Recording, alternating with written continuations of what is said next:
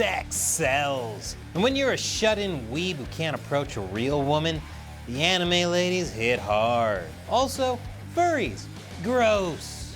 At least if I'm still allowed that opinion. Welcome to Deep Thoughts While Gaming. I'm Chris Chappell, presenting you today with Zenless Zone Zero, released July 4th, 2024, to rave reviews from fans, seemingly showing us all that we've lost the fight against freemium games, because this isn't the first game that Hoyoverse released that has unabashedly cash grab mechanics involved. In fact, if you visit their website, you would actually see it's their fifth, including Genshin Impact, which some have accused of being Chinese spyware, with all of them being booming successes financially, clearly giving us all what we really wanted all along. Beautiful games full of flashing lights, loud noises, pretty decent action, and touching slice-of-life cutscenes. Totally worth the entry price of free, totally not malicious at all in their intent. In fact, in an interview from September 2023 with chief developer Jung-Yu Lee, done by IGN Japan,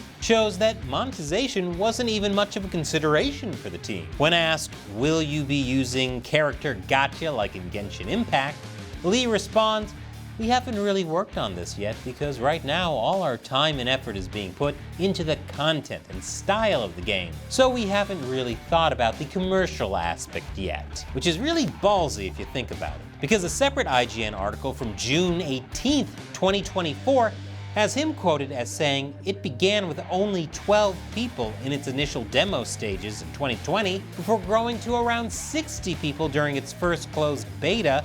Now it ballooned to more than 400 team members. And with the first closed beta being in 2022, that means that a full year after having between 60 to 400 people working on the game, they still hadn't figured out how the monetization might work. I wonder if the company's connection to the deep pockets of the Chinese Communist Party had anything to do with their seeming lack of care about income. This might explain why they just went ahead and used the exact same system from their other games, with lore-accurate stylistic changes, of course, because that sweaty feeling when you're praying that this time you'll hit it big is what the people want.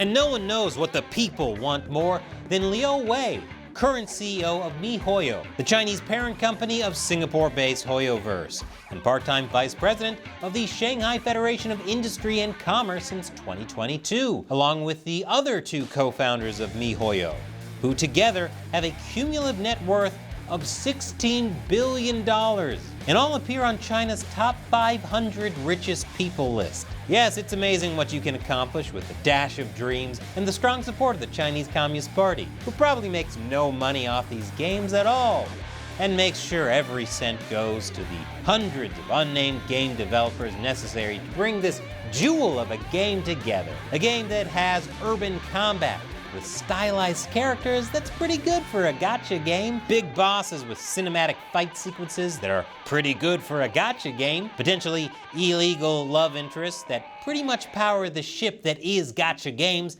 and boobs!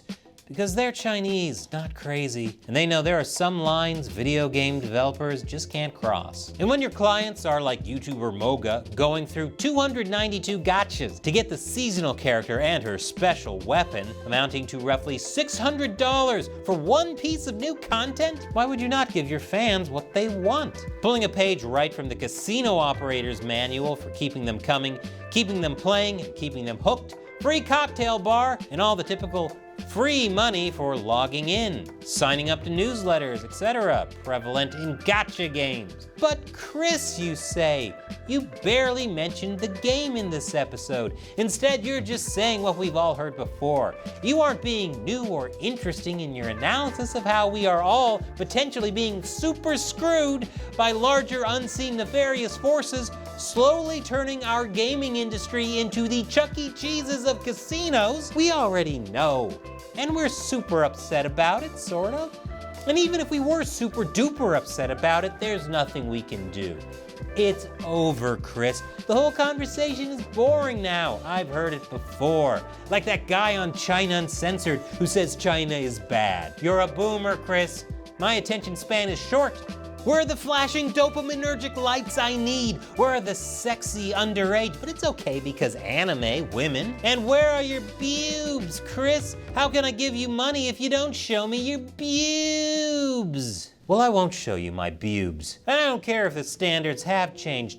I don't care if bad practices become widespread, and I don't care if you've heard this before. Because even if every single gamer out there decides that the video game they really want to play all along is called slots, I just can't agree with that, no matter how big the boobs on the slot machines are. Because I wasn't raised in the era of pay to breathe, and these new changes make me feel scared. I'm confused why the original Sonic the Hedgehog has the same score as this game on Metacritic. I'm confused why we're all pretending gacha games have any business having 400 developers.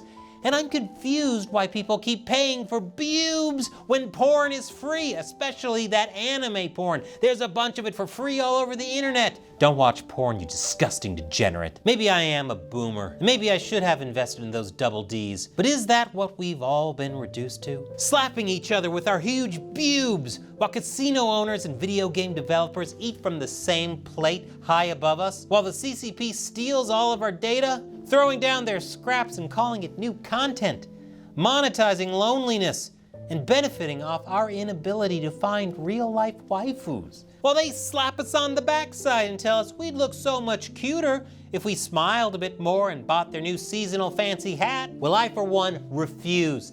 F this game. F these practices.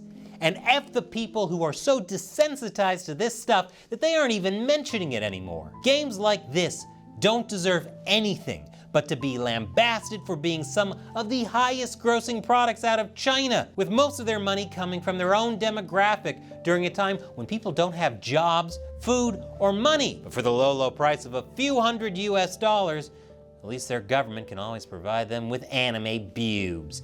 Because they can't get real ones since there are 30 million more men than women in China, thanks to a decade of the one-child policy and sex-selective abortion. Thank you for watching Deep Thoughts While Gaming.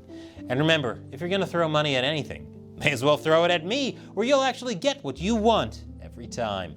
Support the show on patreon.com/gamersunbeaten, or hit that join button to become a channel member. You'll get access to an exclusive Discord server, live streams, videos, emojis, and boobs! And here's a video YouTube thinks you'll like. Don't worry, YouTube doesn't allow pornography, so it won't show you anything that you need to confess to your priest when you go to church.